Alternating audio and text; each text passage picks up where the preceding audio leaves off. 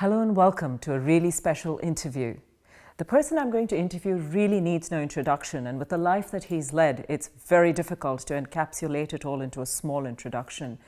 What I will say, however, is that he's inspired millions of people around the world, many of them, in fact, who've never had to leave their homes to be inspired by the wonders of the natural world, because Sir David Attenborough has brought it into our homes. And I will say for myself that it was his series Life on Earth that inspired me to do what I do as the environment editor of NDTV today. So David, thank you so much for joining me. You have now spent a lifetime doing this. What sparked your interest? Oh, an interest in the natural world. I don't think the child has yet been born who is not interested in the natural world. Of course, some people may lose it because there are lots of other attractions as one grows up. But if you lose an interest in the natural world, you've lost a great treasure and great source of joy, a great source of solace. It's one of the most valuable things we have. You've traveled across the world and you've gone literally from black and white television all the way to 3D television. So if I were to ask you your top 3 moments, I don't know, around the world, in the natural world, which ones would you pick? Well, one of them would certainly be the first time I dived on a coral reef. I think the first time you dive with aqualung gear and suddenly become independent of gravity, wherever it is exciting. I mean, the thought of being free to just, with a flip of your flipper, to move up or down is in itself, to be freed of the bonds of gravity is exciting. But when you look down and see a coral reef, which is a universe of colours and shapes of creatures you never even knew existed, and of stunning beauty, I mean, that certainly is one of the great moments.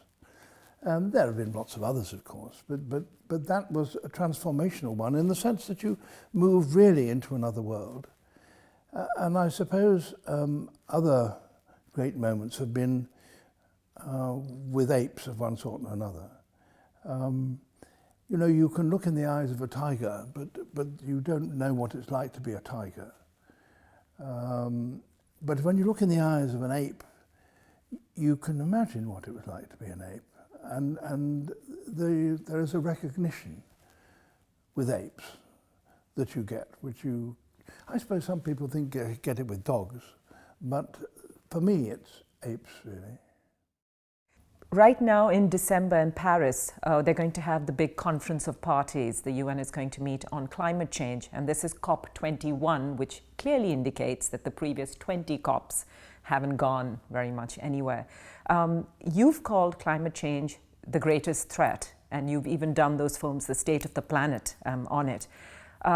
Why do you think that it's so hard for us to do something about this or get people to actually put their money and mind behind it? Well, it's never happened in history, has it? I mean, it has never happened in history that all nations of all clans and conditions and faiths have all got together and agreed to do something. Ever, ever, ever. So the fact that it's not happened before is no reason for not trying to get it to do now.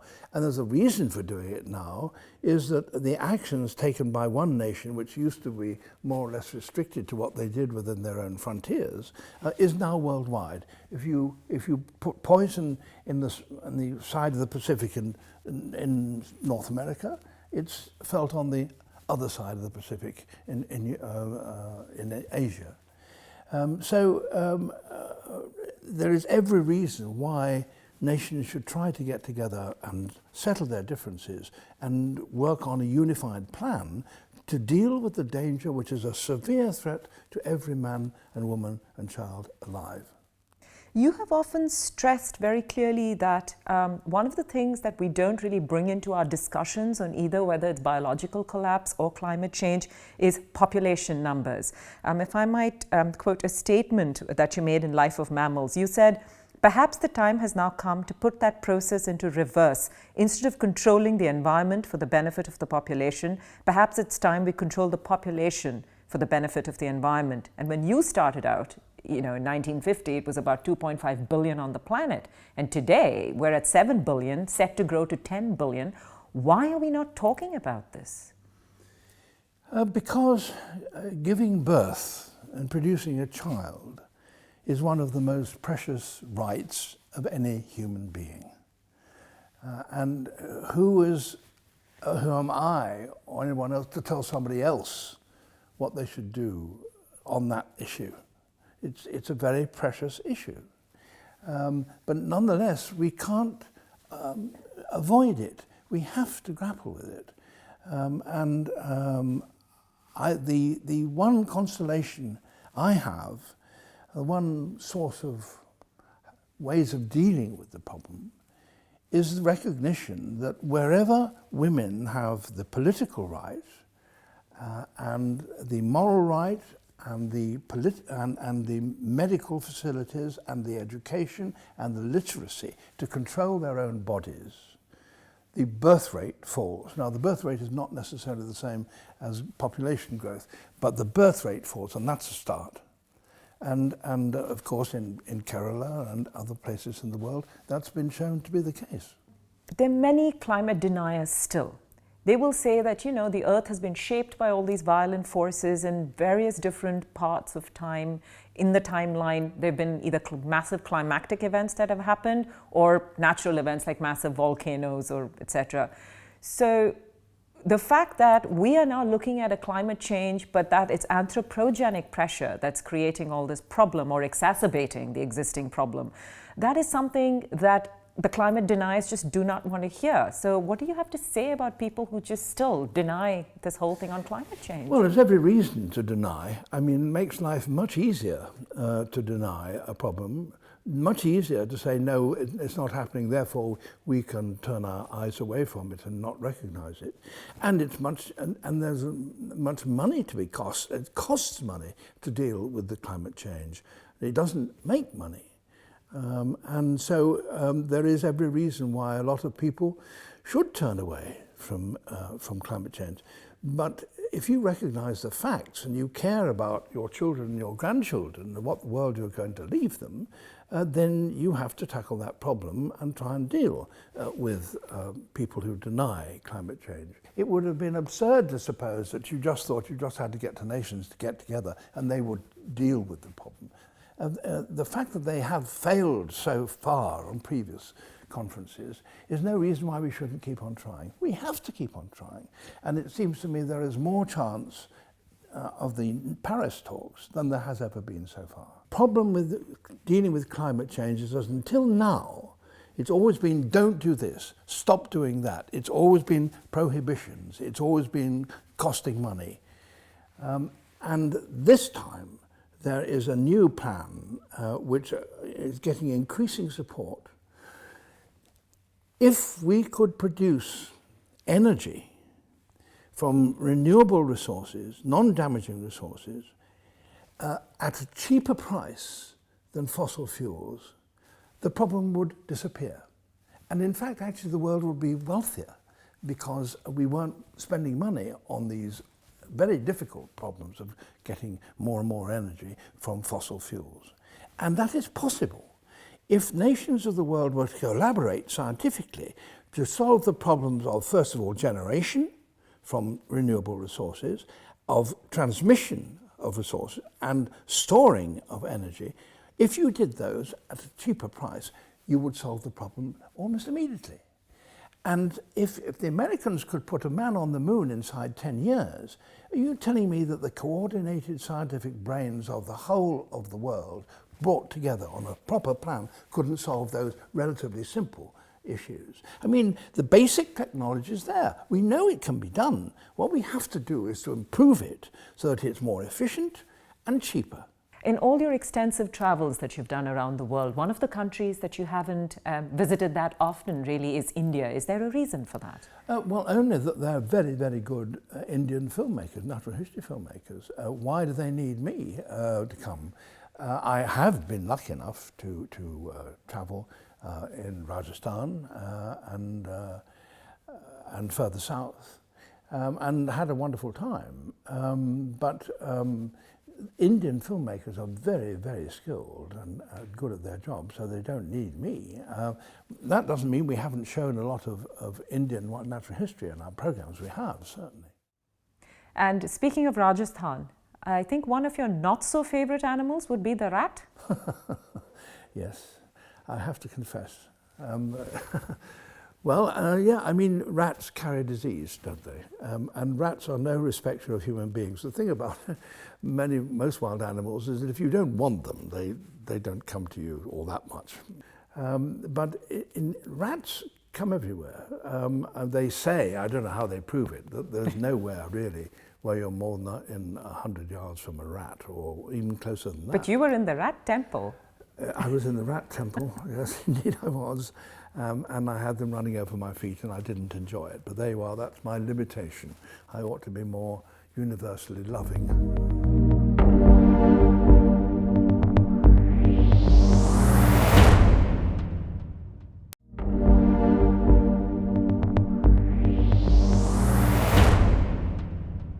Primarily, you're a scientist, it's paleontology, you've studied natural history, but when I watch you in your programs, while there is of course all of that, but just personally I feel, as a viewer watching you, that there is an awe and a reverence almost that comes through in the way that you enjoy being in the natural world. How does it make you feel? Well, I'm pleased that you should say that's the case. I do think the natural world is treasure.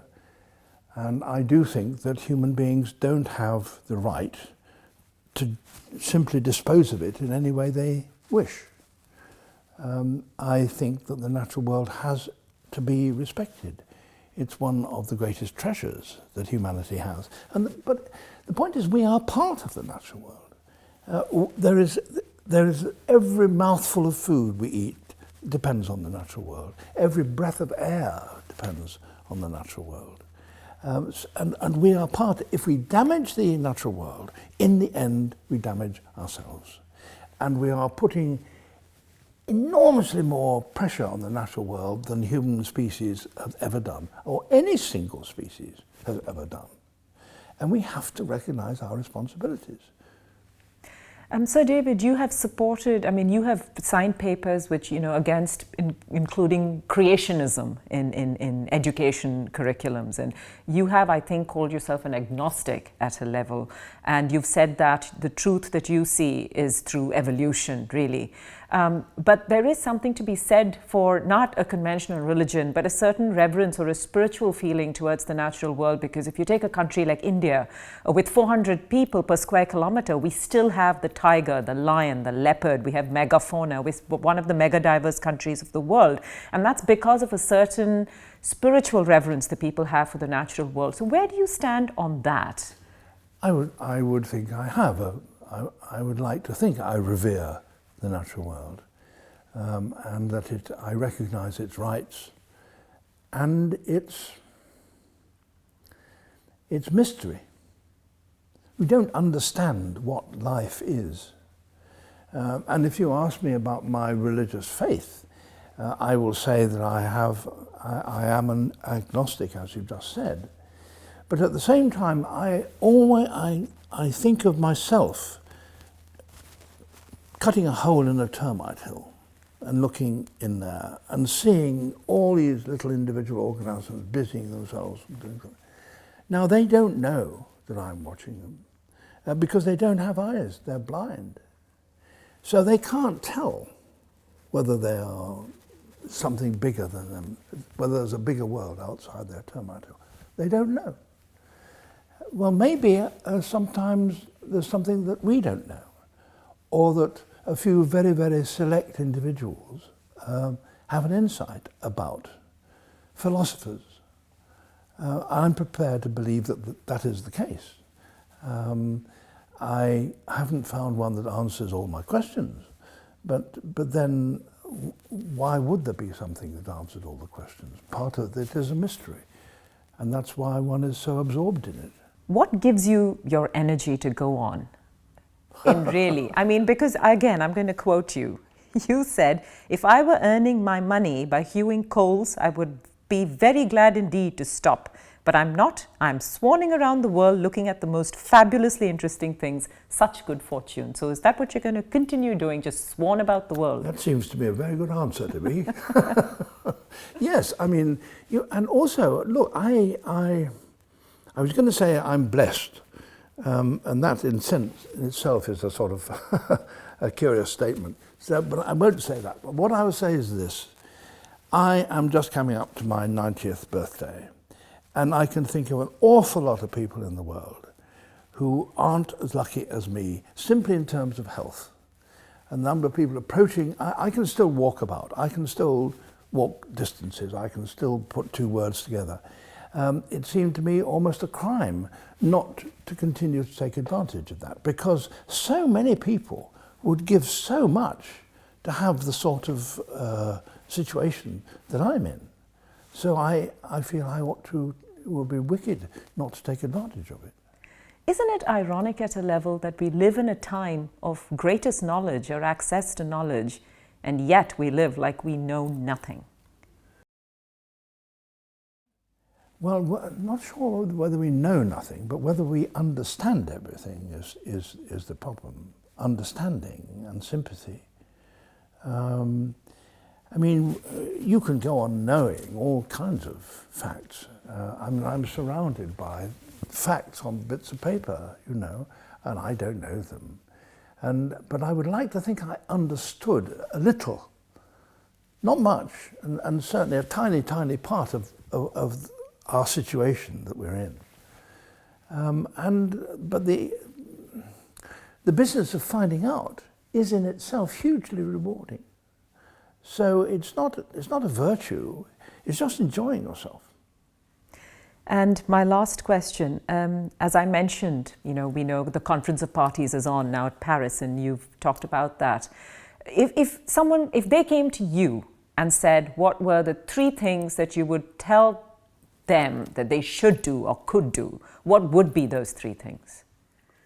Well, the first would, in fact, be that scientists should collaborate to solve these problems about renewable energy. I have, just at the back of my mind, a little concern in saying that, because human beings, if they had that energy at their disposal, will they use it well? Or will they use it to destroy more of the natural world and say, hooray, we can now knock down even more trees even more cheaply? So the second thing would be an understanding of the effects of what we're doing if we get that energy.